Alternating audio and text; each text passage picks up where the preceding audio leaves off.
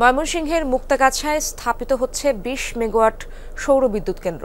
অভিযোগ, সাবেক প্রধানমন্ত্রী শেখ হাসিনার অগ্রাধিকার প্রকল্পের এই সৌর বিদ্যুৎ কেন্দ্রটি কৃষি জমিকে পতিত দেখিয়ে নেওয়া হয়েছিল।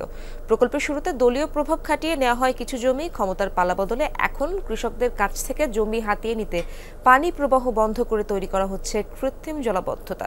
অভিযোগ, সরকারি বিভিন্ন দপ্তরে লিখিত নালিশ জানিয়েও প্রতিকার পাচ্ছে না ভুক্তভোগীরা। ভিটামিন ও ফাইবার সমৃদ্ধ ফ্রেশ আটা ময়দা সুজি আপনাকে দিবে সুস্বাস্থ্যের নিশ্চয়তা। ফ্রেশ আটা ময়দা সুজি। মুক্তাগাছার নিমুরিয়ায় ময়মনসিংহ টাঙ্গাইল সড়কের পাশে দাঁড়িয়ে দেখলে মনে হবে সামনে শুধুই পতিত জমি। এবার আরও ভিতরে ঢোকা যাক। দেখা মিলল কৃষি জমির সাথে মাছের খামারের।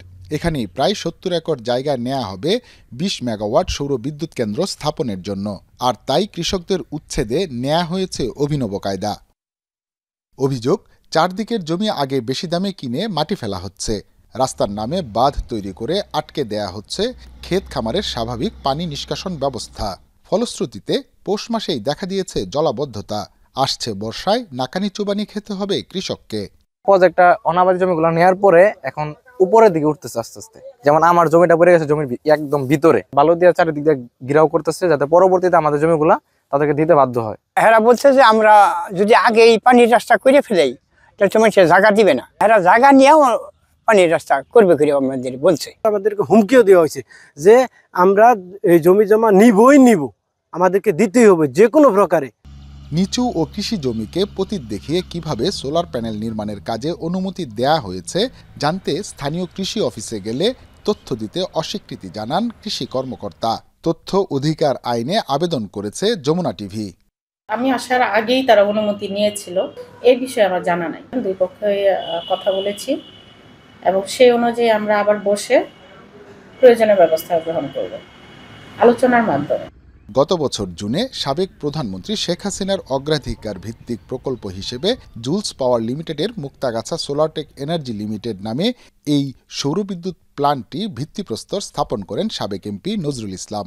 যখন সোলারটা শুরু করলো তখন তা আমলিকের সব লোকের যাওয়া দিল। কৃষিবিদ নজরুল ইসলাম আমলিকের এমপি আমাদের এই এলাকার, উনি এসে বললেন যে এই এলাকায় যে কাজ করব কেউ কিছু বলতে পারবে না। হে যে এই কথাটা বললে গেল আমাদের লোকজনগুলো, এই যে হাজার হাজার লোকজন, এরা যে পানির জলবদ্ধতা থাকবো তাহলে এগর কি উপায়টা হবো। আমার কত রকম ডর দিয়েছে, আমি দিছি না, আমি দিতাম ওটা না করছি, আমি দিতাম আমার জমিন প্রতি থেকে। আশপাশের ৮টি এলাকার কৃষক ও কৃষি কাজের এবং কৃষি ক্ষেতের ক্ষতি করে তৈরি হচ্ছে এই প্রজেক্ট।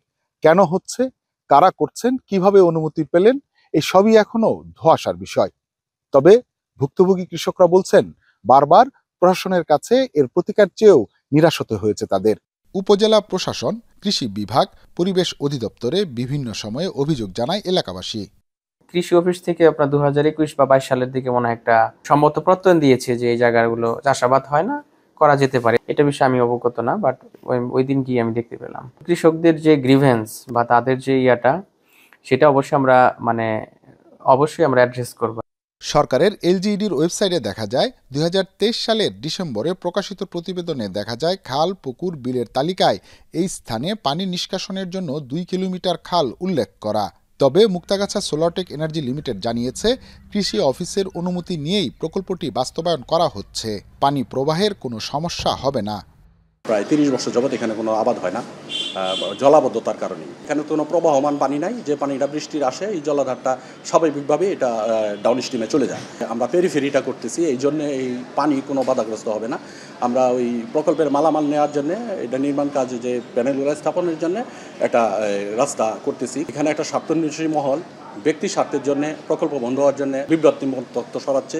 20 মেগাওয়াট সৌর বিদ্যুৎ কেন্দ্র স্থাপনের জন্য মুক্তাগাছা সোলারটেক এনার্জি লিমিটেডের সঙ্গে $24.3 মিলিয়ন চুক্তি সই করেছে এশীয় উন্নয়ন ব্যাংক এডিবি।